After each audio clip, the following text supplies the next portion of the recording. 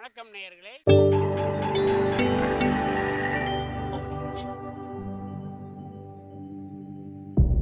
மகிழ்ச்சிக்கோர் தென்கட்சி என்ற அலைவரிசையில்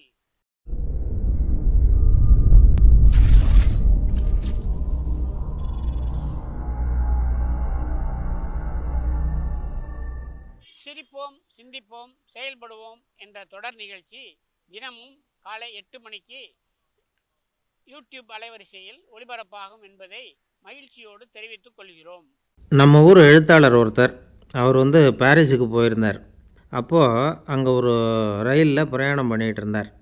முதல் நாள் ராத்திரி ஒரு ஊர்லேருந்து புறப்பட்டு மறுநாள் காலையில் இன்னொரு ஊருக்கு போய் சேரணும்.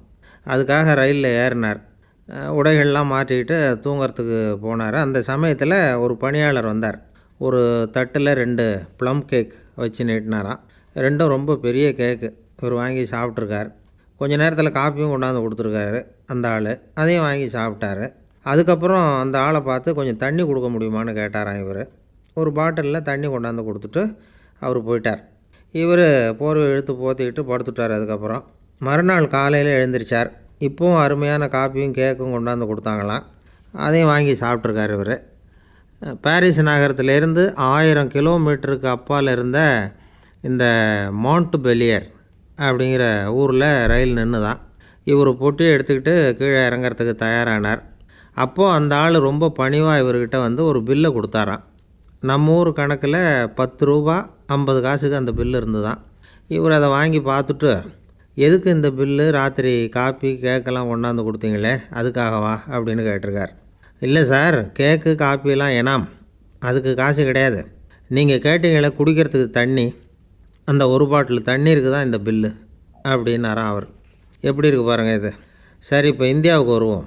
நம்ம தேசத்தில் முதல் ரயில் பாதை திறந்து விடப்பட்ட நாள் எது தெரியுமா? 1853 வருஷம் ஏப்ரல் மாதம் 16ஆம் தேதி.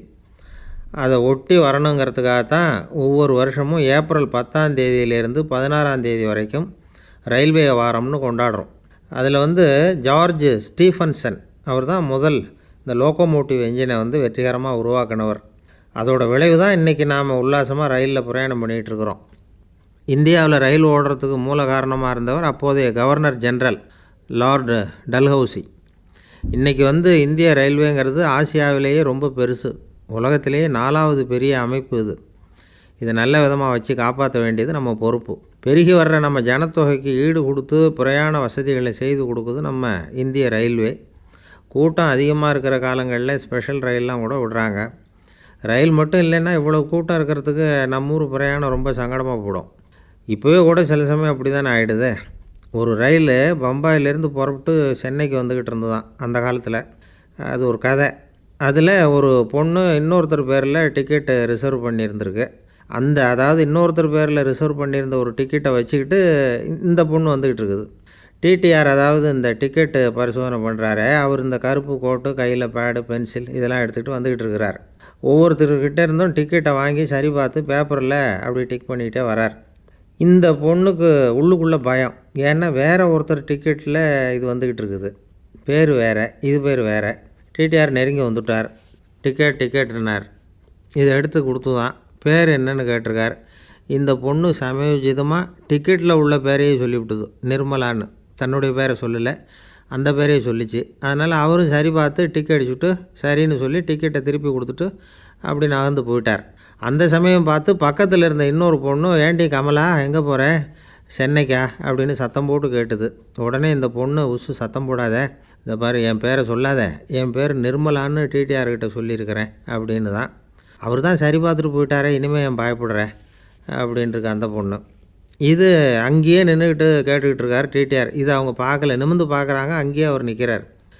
அவர் மெதுவாக கிட்ட வந்தார். பாவம் இந்த பொண்ணு பயந்துக்கிட்டே எழுந்திரிச்சு நின்றுது. ஐயா என்னை மன்னிச்சுங்க, ஏதோ தெரியாமல் இப்படி வந்துக்கிட்டு இருக்கேன், அவசரம் அப்படின்னு விட்டுது. அப்போ அந்த டிடிஆர் சொன்னாராம், பயப்படாதம்மா, உனக்கு ஏதோ அவசரம், அதுதான் இன்னொருத்தர் பேரில் பிரயாணம் பண்ணிகிட்டு இருக்கிற. உன்னுடைய நிலைமை எனக்கு நல்லா புரியும். அந்த மும்பையில் டிக்கெட்டு கிடைக்கிறது எவ்வளவு சிரமங்கிறது எனக்கும் நல்லா தெரியும்.